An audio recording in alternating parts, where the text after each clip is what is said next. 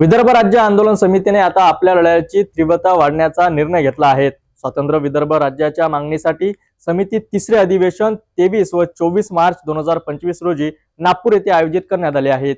या अधिवेशनात विदर्भाच्या विभाजनाची अपरिणता ठळकपणे मांडली जाणार आहे। विदर्भ राज्य आंदोलन समितीने स्वतंत्र विदर्भाच्या मागणीला अधिक बळ देण्यासाठी आगामी अधिवेशनाच्या तयारीला वेग दिला आहे। या अधिवेशनात प्रामुख्याने शेतकरी आत्महत्या, वाढते प्रदूषण, कुपोषणामुळे होणारे बालमृत्यू आणि माता मृत्यू तसेच बेरोजगारीमुळे वळावलेले नक्षलवाद या गंभीर प्रश्नांवर सखोल चर्चा केली जाणार आहे। समितीच्या मते विदर्भाला वेगळे राज्य मिळाल्यास या समस्या प्रभावीपणे हाताळता येतील। लोक सहभाग वाढविण्यासाठी आणि वैचारिकदृष्ट्या लढवय्या कार्यकर्त्यांची फौज उभारण्यासाठी हे अधिवेशन महत्त्वाचे ठरणार आहे।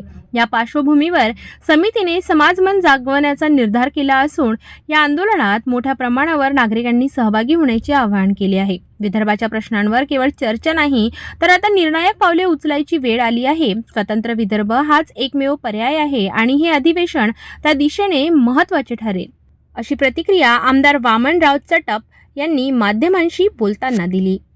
राज्य आंदोलन समितीचं दुसरं अधिवेशन नागपूर येथील आमदार निवासाच्या परिसरामध्ये होणार आहे।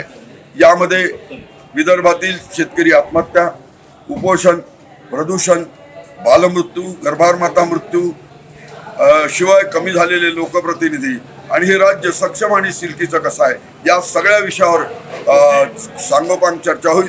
आणि डॉक्टर श्रीनिवास खांदेवाले साहेब 23-24च्या अधिवेशनामध्ये विदर्भ हे सिल्कीचं आणि सक्षम राज्य कसं आहे ते अर्थसंकल्प मांडून, तिसरा अर्थसंकल्प मांडून विदर्भातल्या जनतेपुढे आणून देईल। आणि त्या दिवशी पुन्हा आम्ही लढाईचं ऐलान करतो की शुरू हुई है जंग हमारी, लढेंगे जीतेंगे कटेंगे मगर हटेंगे नहीं, लाठी खाऊ गोळी खाऊ विदर्भ राज्य मिळवून राहू, अशा तऱ्हेची घोषणा त्या दिवशी आम्ही सगळ्या चर्चेअंती फायनल निवाड्यात करतो। स्वतंत्र विदर्भासाठी संघर्ष करणाऱ्या समितीने आता आपल्या मागणीला धार देण्याची तयारी केली आहे।